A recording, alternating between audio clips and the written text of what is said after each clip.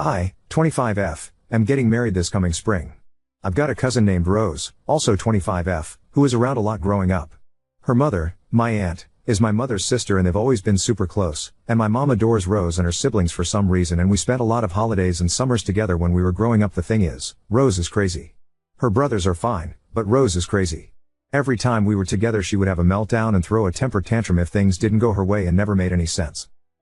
She would throw fits if we went to the beach, but also if she didn't go to the beach. She even broke some of my stuff.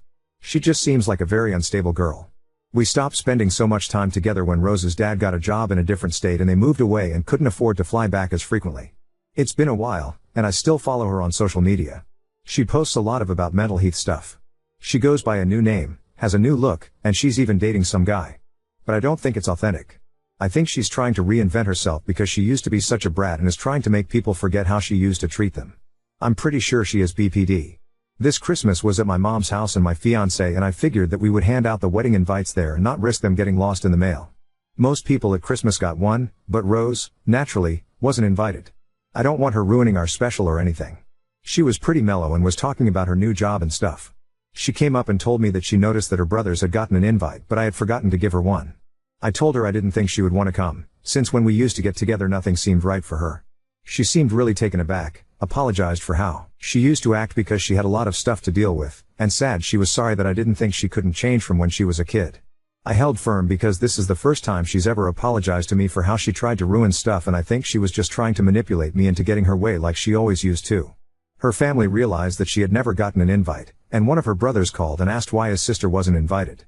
I reiterated that I didn't feel comfortable with a mentally unstable woman at my wedding and he got angry and said that I was stupid for being mad at something that happened so fucking long ago and that I was being ridiculous and bigoted and said he didn't want to come either and hung up.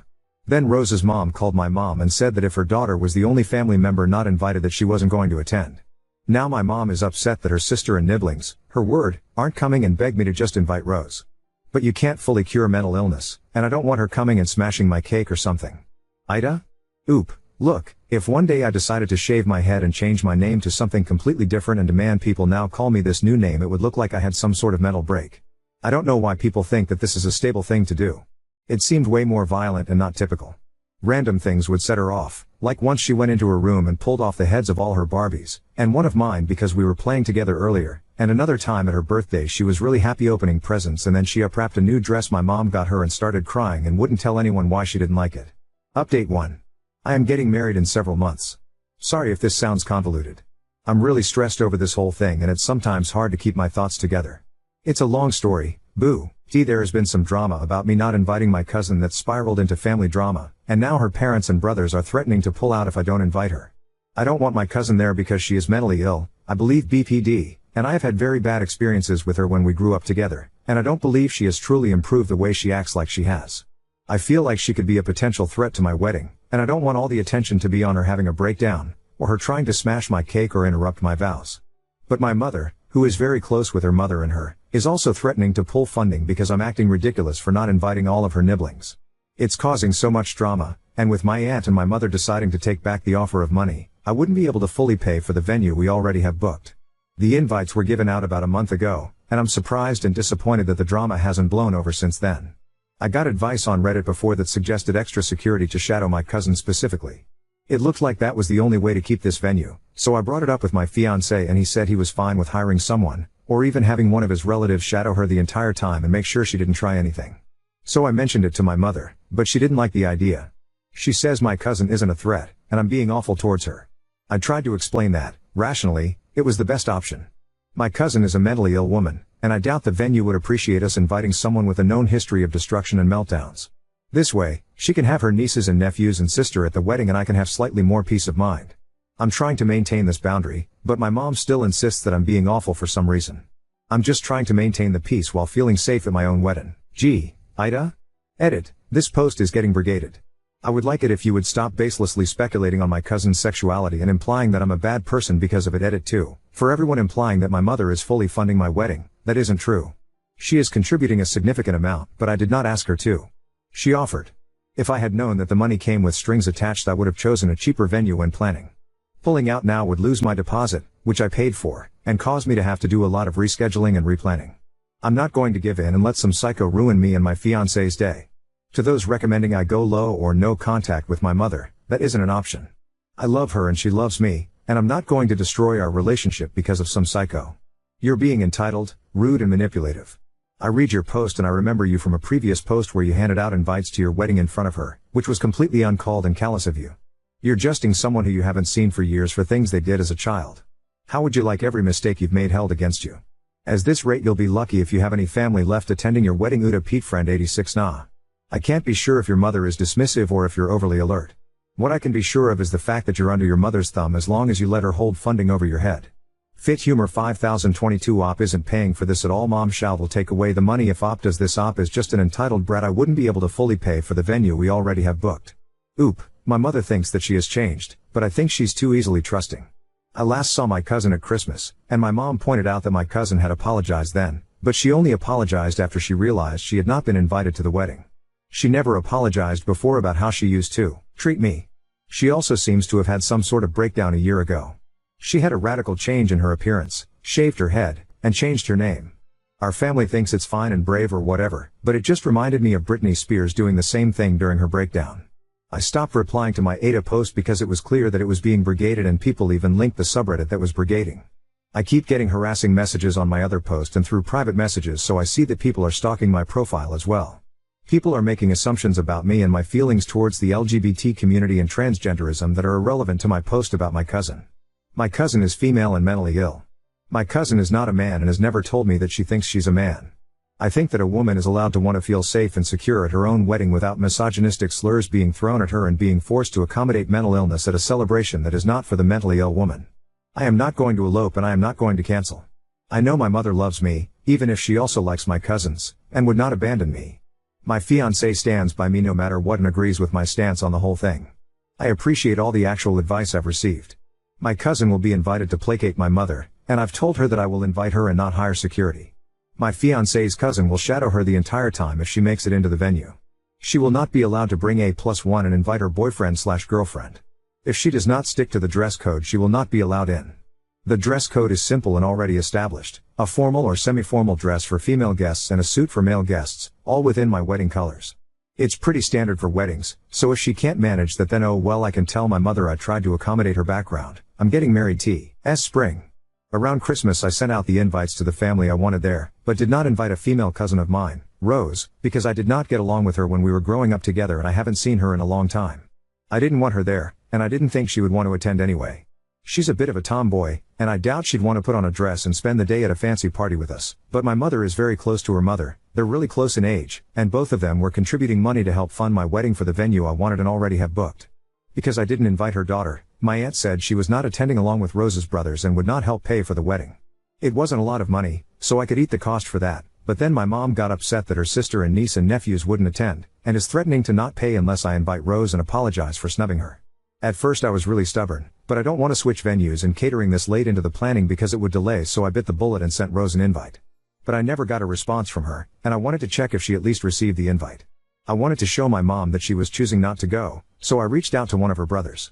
But he was very verbally abusive. I uploaded screenshots of some of the text to my profile so you can see, and immediately he blew up at me and wouldn't even consider listening to me or trying to help me out. He also went into unprovoked and classist attacks on my fiancé. How can I convince my mother to stay on my side, and how can I get Rose to respond to me? I really do want to repair our relationship and have a smooth wedding day. I just feel like everything has been going so well and now this year it's all crumbling at the last minute. Update 2. I appreciate all the people who gave advice on my last post even if they were unnecessarily rude about it. The day after I made my post, Rose finally called me that she had gotten and rejected my invite. She was nasty about it, but she's always been a bit of a brat. She said she didn't care about my wedding and didn't want to be part of more stupid fucking family drama, which I think is hypocritical because she always starts the drama, so she and her brothers and parents aren't attending, and my mom and some other guests are upset at that, but it's all manageable. I went to breakfast with my mom this morning and we sat down and spoke about the wedding. I took advice from my last post and told her that if she continued to favor a cousin over her daughter then I would never speak to her again and she would not be invited to the rescheduled wedding. A lot was said, but she broke down and admitted that she was bluffing and didn't actually want to ruin my big day. She was just upset with how I had acted back around the holidays and hoped that her threat would be a wake-up call. I apologized and acknowledged that I didn't realize how hurtful my actions would have been perceived. She essentially raised me by myself and I have always tried to live by the values she instilled in me, even if they aren't always popular with others, and I told her this. So the wedding should still be on course. I still have to find the money to make up for what my aunt would have paid, but I don't think it's a lot and my fiancé will probably be able to cover it. Thank you again for all the advice. I can't really blame him for calling it off, because it was for financial reasons. But I feel like I can't talk to him about it because I'll start saying things that I regret. I was set to get married today. It was great, I had everything planned out perfectly. My venue was on the pricey side, but both my mother and aunt said they would help pay for it to make my wedding perfect. I sent invites months ahead to make sure everyone had time to plan stuff if they needed to travel and the drama started when I didn't invite my cousin. I grew up with her because our mothers are close and she is very mentally ill and would always have meltdowns and stuff. Around last year she had a breakdown that everyone seems to ignore now. I'm pretty sure she has BPD and anyone who knows someone with that will tell you how unstable and unpredictable those people are. So I decided that I didn't want a severely mentally ill woman at my wedding to risk ruining it, and also we weren't that close to begin with and hadn't seen each other for years. I thought everyone would understand that, and it's not like she and I were very close to begin with. It caused a lot of drama and family fighting. My aunt said that if I didn't invite her daughter then she wasn't going to contribute money, and my female cousin's brothers also said that they weren't coming. Then my mom got angry and said that she wasn't going to contribute money if I was going to discriminate against my female cousin. And then other relatives heard that I hadn't invited her because of her mental illness. I didn't even tell anyone it was because of that, just that we weren't close. But I guess she was telling them that I was being bigoted against her because of her illness. I settled things with my mom who agreed to pay, and I even offered my cousin an invite and apologized for excluding her when I initially sent out the invites. But she brushed me off and said she didn't want to go to my wedding. But my aunt never accepted the apology and still refused to pay. I thought that was fine because my fiancé could make up the difference and asked my dad if he was willing to contribute more. He divorced my mom when I was a kid and we're not super close anymore because of it, but he still offered some money, but neither of them were able to pitch in anymore, and my savings also aren't enough unless I wanted to completely wipe them out or take out a loan, and I don't think that's a very good financial choice. I want the perfect wedding, but I don't want to go into debt for it. I finally decided to fold and look for another venue, but all of the ones I wanted were booked for the rest of the year. Last month my fiancé told me that we should postpone the wedding for a year so that we find the perfect venue that we can afford. I had to call all my friends and the family members who still wanted to go and basically tell them I was too poor to get married this year. It was humiliating. All of this is because of my cousin who got pissy that I didn't want her at my wedding, and she doesn't even want to go to the wedding anyway, and did her best to turn my family against me. Update 3. Anyway, it ended up with us not having enough money for my wedding. It was too close to be able to reschedule a venue, so we decided to cut our losses and get married next year instead. We still had a 2-week Mediterranean cruise scheduled as our honeymoon, so he said we should just go on it as a normal vacation to try and unwind after the disaster of a year I've had so far. It was nice. But near the end he got more and more distant, and once we landed back home I joked it was back to wedding planning, and he got very serious and admitted that he doesn't think planning a wedding is a very good idea. He said the family bullshit drama had made him reconsider, and he thought that the cruise would soften the blow. I was crying and said I'd cut off the shitty family members and obviously we would never see the psycho relative ever again. But he said it wasn't just that I had shitty crazy family members, and it's been almost a week since he was last home. He's staying with his brother. I'm numb at this point. Everything's gone off the rails. The cruise actually made me feel worse, like he was just wanted to have fun and was using me for sex before dropping me. I fucking hate all of this. Are you the person who didn't want to invite her supposedly mentally ill cousin whose mother was helping pay for the wedding? That was cute. We'd a saga. Because if that's you, he's right, it's not that you have shitty family members, you are the shitty family member. Now on to second story. Laughed at my father's mistress when my aunt called her out for using depression as an excuse to ruin our family, but now I wonder if I was wrong. 2 years ago my father left my mother to go with his mistress whom I will call Anna. My mother never had any idea about the infidelity. Anna knew that my father was married, she even went to the house with him to take his things. One day he simply told my mother that he is no longer in love with her and wants to be happy with Anna. I was there when everything happened. Anna was depressed, she has many scars on her legs and arms. I don't go to my father's house, it makes me uncomfortable to be around them for obvious reasons. Anna is overly nice and it's really uncomfortable. A few days ago it was my grandfather's birthday and the whole family was together, including Anna. I have an aunt who suffers from depression and other more heavy things like schizophrenia. She has tried to hurt herself many times. At one point in the night there were only my father, my aunt, Anna, another aunt and I in the living room. For some reason my aunt and Anna were talking about some serious things, and at one point Anna began to say that depression made her do many things trying to feel fulfilled, that she could only overcome depression when she met my father and he saved her, that meeting him was the key to overcome her depression, and now she's finally happy thanks to him. I know about that because Anna often tried to bond with me by telling me how much she suffered in her life and how my father saved her. She has always justified herself that she was depressed and was in a hard place in her life before my father saved her. It always makes me feel uncomfortable and I don't feel empathy for her no matter how sweet she is. Talking about how many times you try to kill yourself in front of my 8-year-old sister, it's not something normal. Anna has always tried to paint her relationship with my father as a fairy tale that began in a different way, but that she doesn't regret anything because her world is perfect now. At that moment my aunt said something like, I tried to save myself by going to a psychologist, not by jumping on the dick of a married man, and then she began to say that depression made her want to jump off a bridge but not ruin a family. I just laughed. It was funny. My aunt may have her mind elsewhere all day, but it was crazy to see her make such a sly comment. But when my father was taking me home, Anna was crying and he scolded me for laughing at what my aunt said, saying that no one knows everything that Anna suffered. I know, she always talks about that. I didn't apologize, but now I think, was I really wrong to laugh? From my point of view, my aunt was right. Update 1. Hello, some things happened over the weekend. My aunt came home, I live with my mother, and told my mom what happened. My sister is an 8-year-old girl and she really hates Anna. Anna wants to try to get along with my sister and told her about the time she wanted to commit suicide and how my dad saved her. After that my sister came home asking my mother if she had ever thought about committing suicide. That's not a question an 8-year-old girl should ask, and my sister even asked me questions about suicide after that. I don't really know what else exactly Anna said to her, but it definitely affected her as a little girl. It's not even something you should talk about with a girl of that age. My mother was furious, and since that day she forbids my father to have my younger sister near Anna as she considers her a dangerous and unstable person around children. Since that day things have been really tense between my father and my mother. My little sister doesn't want to visit our father, so she is fine with this. My aunt told my mother that Anna talked about it again, but this time in front of me. Apparently my father and Anna were totally forbidden to talk about these things in front of me too. I'm not a little kid, but apparently that was the arrangement my mother made with my father when she set boundaries for them. My aunt told her what happened that day, and I confessed to my mother that Anna and my father talk a lot about those suicide attempts in front of me, which is something I should have talked about before, but at that moment I didn't want problems and decided to just ignore them. I told my mom that for that reason I am not going to my father's house anymore, and my mother got very upset with him. The next day she went to talk to my father. I don't know what they talked about. She just came back saying that Anna can't get close to us anymore. She told me that she can't forbid me from being near my father, and that's my decision, but Anna is extremely forbidden to set foot in the same place where I and my sister are. My paternal grandparents agreed, and my aunts too. They knew about the situation with my younger sister. I haven't spoken to my father, but my cousin told me that my father argued with my grandfather. He often says that Anna is a good person and we don't understand the pain she suffered, so I guess he's upset with all of us now for our great lack of empathy, as he always says. I don't know, at least now I won't see them for a while. It was a boring update, but that's what happened. Haha info. My father is only 3 years older than Anna. She is not much younger than him or anything like that. From what Anna told me, she always tells it, they met at work. She called my father every time she tried to commit suicide, and so he began to help her. Anna used to go to the psychologist but said that she decided to leave it because that did not help her. Then she met my father and well, according to her, he saved her. It is disturbing to hear her talk about how she always sent messages to my father since he was her only support. Her words, and he ran and left everything at home to go with her every time she was feeling bad. A sociopath in my books. A good person doesn't talk about suicide with an 8-year-old, whose brain hasn't developed fully to understand its implications. Or a good person doesn't have sex with a man who is in a committed relationship. Oop, my cousin doesn't like her neither. My father is the one who says those things. Update 2. Hi, I wasn't planning to make another update, but we've had a lot of problems with Anna, too many, and I think now even my father has realized that she's crazy. I have stopped going to see my father, and my father's parents stopped allowing him to go with Anna to their house since I am there a lot, and my mother does not allow her to come near me or my sister. Anna began to have the strange behavior of starting to send me texts. First she apologized to me but insisted that my father misses me and my sister.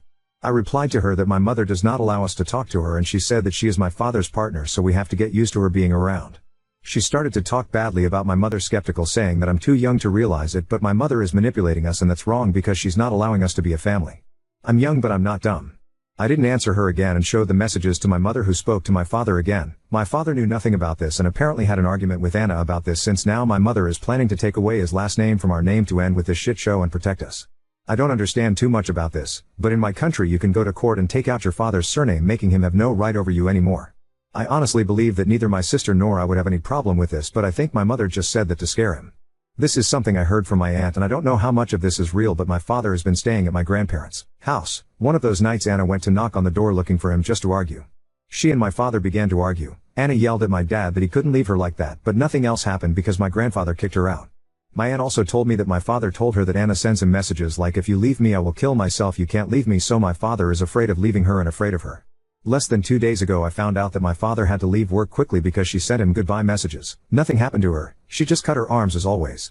My aunt said that this is something that Anna has always done. Even when the affair started she sent him messages saying that she was about to commit suicide so that my father would go to her. This is something that Anna also told me, but in a more romantic way. It always scared me. I have no contact with my father and I avoid him when he's on grandpa's house, but as far as my aunt has told me, he doesn't know what to do since he misses us but is afraid to leave her and that she will kill herself. I feel bad for thinking this, but I'm really relieved to be hearing all this from afar. I'm so thankful that my mom forbade us to see her before all this happens, and honestly this is his karma, so I'm not going to get into this.